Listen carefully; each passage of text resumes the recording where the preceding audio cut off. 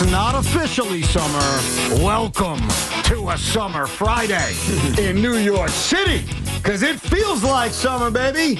And it is getting hot in here. How we all doing? Evan and Tiki on the fan for the next 4.5 hours, taking you right up until Yankee baseball. We will get to some baseball later on, including as the Yankees get set to play the Boston Red Sox. Are the Red Sox even their biggest rivals? We'll get to that later, plus why everyone hates Karl Anthony Towns. But do you like putting puzzles together, Tiki? Is that something you enjoy doing? I do. Okay, me too. Crossword puzzles. That's not the same, though. Like, I mean a puzzle. Like, there's a piece and you got to make... piece puzzle thing? Yeah. I do. Okay. I haven't done it in a while, but... Yeah, because you need a lot of time to do it. I haven't done one in a while either, but I like it. It's fun. You know, you're like guessing. All right, this piece fits with that, and that fits with this. So I think we all need to put a puzzle together right now. And it is a puzzle that half our audience will be very upset about that I put together. And I think half the audience will get very excited. Yesterday, late in the program, it was revealed by Sham Charania that the New York Knicks made an offer for Kevin Durant at the trade deadline. There's no better reporter than Sham, so I take it as fact. Yes. The New York Knicks made a trade offer for Kevin Durant. Earlier today, Mark Stein, another very respected NBA reporter, reports that the Knicks are planning on reaching out to the Dallas Mavericks to at least have a conversation with Jason Kidd to be their next head coach. That's puzzle piece number 2. And the third piece of the puzzle comes right out of Milwaukee. And that is the fact that the Knicks are also preparing a tsunami-like offer for Giannis Antetokounmpo. Define tsunami-like. Really, really big and destructive. What does that even mean? How the hell do they do it with no picks? Well, that's a great question, which we will definitely explore. But when I put all those pieces together, this is what scares me. Are the Knicks going to try to hire Jason Kidd because Giannis likes him? Like, that cannot be how you hire your next head coach. Well, I mean... And I'm putting these pieces together, Teak, and I'm starting to think that's what's going on. It worked for the Cleveland Cavaliers, right? Because Ty Lue got hired because LeBron James... Maybe it was because LeBron James just didn't like David Blatt, but whatever. Ty Lue gets hired and it's got LeBron James's blessing. The challenge with Giannis wanting to hire Jason Kidd is that Giannis doesn't play for the Knicks. Well, that's what makes it... He's not on the team yet. That's why it's not comparable to LeBron saying, I don't want David Blatt anymore. Like, the Knicks are past this. This is something a Rudy Poo organization like the Nets have to pull. And yes, I say that with love. The Knicks were in the Eastern Conference Finals. The Knicks have a solid foundation. The New York Knicks do not need to interview coaches or hire coaches because they're flirting with a superstar that's on another team. That's 2010s kind of crap. Yeah. That's 2009 kind of crap. And normally, like if I said this yesterday, 24 hours ago, I'd slap myself. I'd say, Evan, why are you falling for this crap?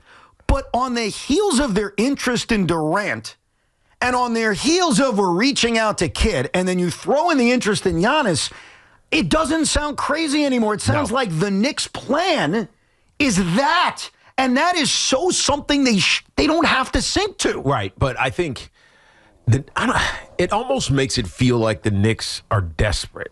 Why? And that's what I don't understand. They shouldn't be. Well, it's moving fast in the NBA. We see it with all of the teams that just kind of feel like they come from 2 years out and now they're championship viable, as we talked about with the parity that exists in the NBA. I mean, there's going to be a new champion this year. Someone who's never won a championship. It's going to happen for the first time in a while this year. I'm going back before Denver, but you know what I mean. And so basketball feels urgent. And if you're not competing, then what are you doing? You're just kind of waffling around. And I think Leon Rose is at that point in his career as an executive. Forget as an agent, and who knows how much money he's making. There's discrepancies between 8 to 20. But how long does he want to do this? And so if you're Leon Rose, what you started 2 years ago with putting this roster together, what you've kind of continued by firing a head coach you didn't think was capable of getting you to that next step. It feels like there's a desperation. I don't mean that in a bad way, just a desperation to be a champion. Yeah, I like aggressiveness, and I think Leon Rose has been aggressive over the last year. Even firing Tom Thibodeau earlier in the week, to me, wasn't desperate. It was aggressive. If their interest in Jason Kidd is linked to the idea of Giannis Antetokounmpo. That's not aggressive. That's desperate. And I think we need to separate the two things. If Jason Kidd is a candidate because, well, he has a good relationship with Jalen Brunson, he has coaching experience, which he does. He's not a great X's and O's guy, but he's a big communication guy, and he also has the respect of everybody. Jason Kidd walks into that room. I expressed this yesterday about Jason. He walks into a room, he puts his arm around any one of these guys, and he says, I know what it's like to win a championship. Yep. I know what it's like to go to back-to-back NBA finals. I know what it's like to make guys around me better. I know what it's like to do everything you guys haven't done. And that's a respect that Jason Kidd has that very few coaches in this sport have. Plus, he's coached before, and I think he's done a fairly decent job. Jason Kidd as a candidate on its own has lots of merit. Right. He's not a bad candidate. It's not to me about that. It's the idea if this is some kind of link, that's a desperation the Knicks shouldn't have. Like on its own, hiring Jason Kidd makes sense. On its own, calling up the Bucks to find out what it would take to get Giannis makes sense. But when you connect everything, and it's like, I'm interested in Jason Kidd. That's the kind of stuff that the Knicks should be above. Yeah, but, and I'm concerned based on the interest in Durant at the trade deadline that that's what's going on. And what do you mean? So hold on. You're saying that Durant and KD? I'm concerned that Durant and Giannis and Jason Kidd? I'm concerned. That's what's happening? I wouldn't stun me. Now, I think it's almost impossible to pull all that kind of stuff off. But with what assets? Well, how are they doing that? You can have our 2050 picks. I can walk you through it. You want me to tell you how it gets done? Gutting the whole roster? You want me to tell you how it gets done? Yes, Well, please. yes, it's going to include gutting the whole roster, but... Is that what you need and want to do? No, I'm not in favor of it. I'm not saying this is smart. I'm saying it's not smart. It's not what I would do. But if you're desperate, it actually is smart. Why are they desperate? Because Leon Rose doesn't want to do this for another half a decade. I'll tell you right now, I'd argue, and I'll walk you through how they could actually get Kevin Durant and Giannis Antetokounmpo. It's crazy. It's wild. It'll give you a headache, but I'll walk you through it. But I'll tell you right now, before I do, your best chance at winning an NBA championship is not going that route. Your best chance of making your secondary market tickets really expensive is going that route. Your best chance of being referred to as the Brooklyn Nets on steroids is that route. Your best chance of being talked about on sports talk radio and national TV all the time is that route. But in terms of winning an NBA championship, it's not your route. But I'll walk you through it. You ready? Mm-hmm. Number one, I don't know what the Phoenix Suns are doing. And if the Phoenix Suns are saying, look, we're not really rebuilding because we can't, because we don't have our own draft capital, would they flip Kevin Durant for Karl Anthony Towns? I guess they may. Maybe. Cat's younger. And if you're looking at Devin Booker and you're saying I got no chance of trading Bradley Beal and I don't have my future picks, I guess you can walk me through a scenario where Phoenix says yes to that. And if the Knicks say yes to that, they then could trade OG Anunoby and Mikal Bridges and Mitchell Robinson and Josh Hart, take back a bad contract like Damian Lillard or Kyle Kuzma, and bring in Giannis. And the Bucks' thinking would be to flip all of those guys elsewhere for the draft capital they're looking for. That's how it happens, right. So, and I think it's crazy. Well, if that happens, what do the Knicks actually look like becomes the question. Not do they have superstars? Sure. Do they have a great, potentially great coach in Jason? Sure. But are they actually a good team? Are they a deep, well-constructed team? No. Because who else is playing? No. What's your bench look like? I'm telling you what you are is, and I'm an expert on this, you're the Brooklyn Nets on steroids. Yeah. That's what you are. And let me give you some advice. But by the way, you don't want to be that. By the way, that sounds desperate. Which boggles my mind. The Knicks are not a desperate franchise. They shouldn't be. And so my hope for you guys out there is that this isn't all connected, that they're not interviewing Jason Kidd out of desperation to get Giannis, that they're not going to aggressively pursue Kevin Durant. Like, don't connect all those things, because if you do, and that's the truth, and I certainly am worried that may be the case right now, the Knicks are acting like they did prior to Leon's hire, yeah, and that's what you don't want to do because you don't need to. I feel like the super team, because that's basically what we're saying here. They're creating a super team with Jalen Brunson, Giannis Antetokounmpo, and Kevin Durant. So the super team, in theory, is fantastic. But when's the last time it actually worked? When's the last time that, I obviously the Heat worked, the Heatles worked. I guess you can consider the Golden State Warriors, but that's not even really. I don't think that counts. They added Kevin Durant to an already championship team. So when's it worked? It doesn't work. Exactly. And my team was the latest team to prove it, or the Phoenix Suns are the latest team to prove that. And here's the thing, like, when you're a bad team, when you're a floundering team, when you're a team without an identity, I get it. You go all in. You do desperate things. You want to be relevant. You want to sell tickets. You want to have some fun. The Knicks aren't that team. The Knicks don't have to be desperate. I understand that they missed a golden opportunity this year. I understand that it was frustrating, and I understand there's a lot of questions about the construction of this roster moving forward. Right. I get all that, but not to the point of doing pre-Leon Rose things like, I'm going to hire a coach to entice a star that's on a different roster.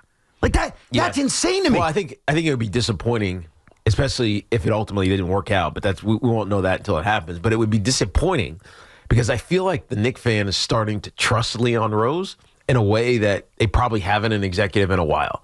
And Leon Rose presents as smarter than the X's and O's type of thing. Yeah. Right? He has foresight and he sees down the line, and a plan is formulated, and he's doing incremental steps to get to the ultimate, that is championship caliber team. Mm-hmm. And to just blow up what they built for the last 3 years and then go get superstars, to me sounds desperate and stupid.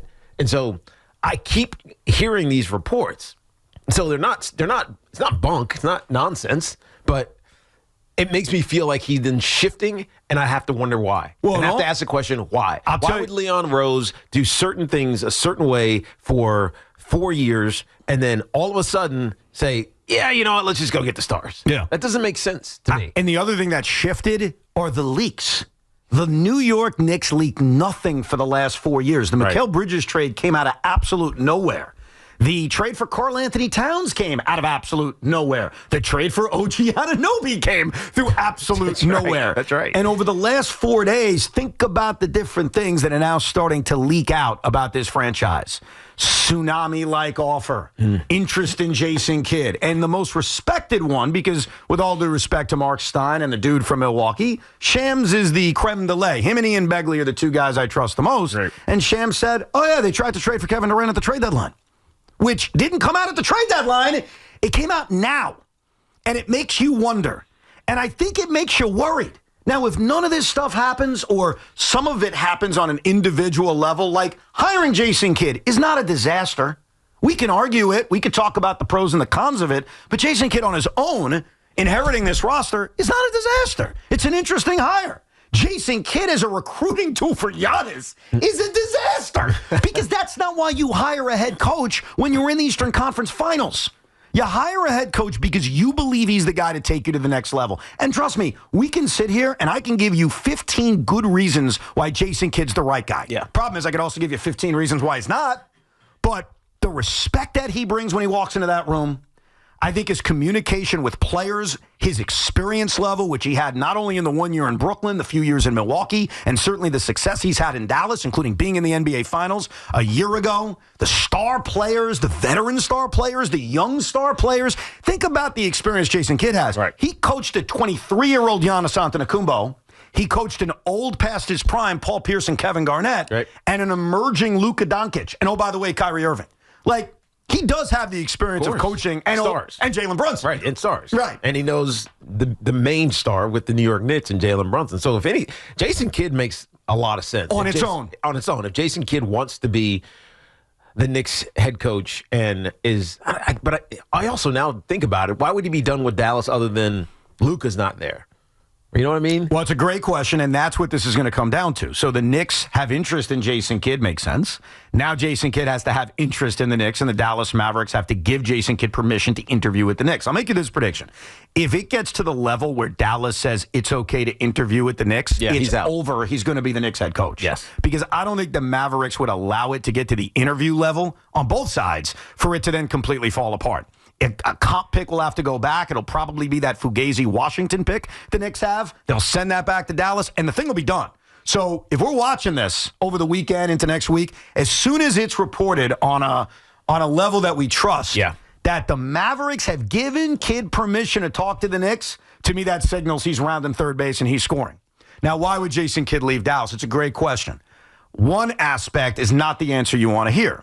One reason he may want to leave Dallas is he misses the Hamptons, and he misses golfing, and he misses hanging out here. It's New York City. It's Long Island. There are so many great opportunities here. He may be done with Dallas. Now, that's not the reason you want Jason Kidd to want to come here. Yeah, but that was Jason Kidd from over a decade ago. Okay. Listen, that was 40 to 42-year-old Jason Kidd. Let me tell you something. When you think Jason Kidd has changed and you tell yourself he's changed, you become Evan Roberts. Because that's all I told myself for 20 years. Oh, he's changed. He's different. He's different. He's different. But from a basketball standpoint, it could be as simple as I can win a title here. I like this roster better. I don't want to go through the rebuild. I don't want to develop Cooper Flagg. I don't want to deal with the corpse of Anthony Davis. I don't want to deal with it. I'm done here. I've done the best I can do. I got to an NBA Finals.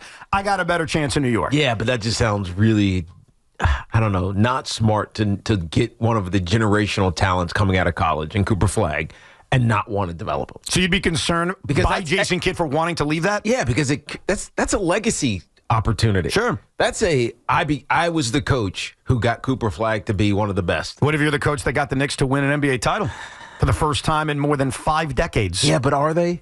Are they what? Are they winning a title? Jason Kidd may think so. Let's say this all goes down. Jason Kidd becomes head coach. You trade the entire roster, save Jalen Brunson, for Giannis Antetokounmpo. You find a way to get KD, and you have nobody on your bench. The role players stink, and after, 25 games, the fan base turns on you. Right. Because you're not good enough, and KD's hurt half the time. Right. Was it worth it? That wouldn't be no. That wouldn't be worth it. But what if it's just Jason Kidd and they're not making stupid stargazing trades for Giannis and KD, and he inherits this roster? That I get. They have a chance to win an NBA title. That I get. So that would be his reasoning. Do you want Jason Kidd, Tommy? I do. Do you want Jason Kidd and Giannis, Tommy? I don't, because I know what's coming after that one. And Kevin Durant. Well, yeah. Do you want all of them? Do you want some of them? What do you want? I don't want anything to do with a super team. I think it's not the right way to build a championship. No. When you look at what Indiana's doing, when you look at what OKC is doing, you're going to have a sweet car to drive down Collins Ave in South Beach, but the engine sucks. And that's what you're going to have when you have 3-star players, and no disrespect, but when you have Dottier, Kolick, Huck Porty, guys I think you could develop, but you're going to be leaning on those guys to be your 6th, 7th, 8th guys off the bench or you know what I mean, off the rotation. I don't like it. It's going to make everyone excited, and I will fall victim to the excitement. I'm just telling you that right now. And the positive Tommy bandwagon will be huge because they're going to have star players, but it's not the way to win a title. Right. It's the way to get people's asses in seats. But guess what? The Garden doesn't need that. They don't need that. The Nets did. Yes. The Garden doesn't need it.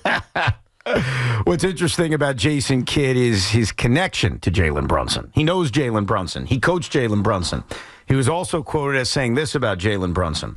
Quote, I love Brunson, but there's no way you can compare me and him.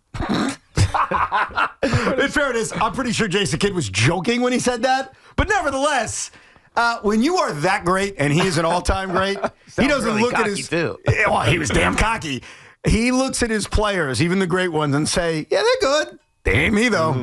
Now, most coaches don't have the ability to do that. That's true. Most coaches put their arms around the great player and say, I love you, I love you. Jason Kidd looks at you and says, yeah, you're all right. You know what? For the first time in my life, I want the Knicks to have a boring offseason. I want them to hire You can't, though. You can't, Tommy. You fired your coach. Right? But so it's already not boring. No, but if you hire, no disrespect, a Johnny Bryant, boring. If you trade for Jose Alvarado, which I've thrown out on the air, boring, but both good additions. You get your Wunderkind head coach that you could develop, and then you bring in a dog, a great defensive player. You improve the bench. You develop Kolick. You develop Karl Anthony Towns. It's boring, but I think it's the most effective. 100%. 2 days ago, I said to you guys, this coaching search better be boring because boring wins. And we went through all the examples of it.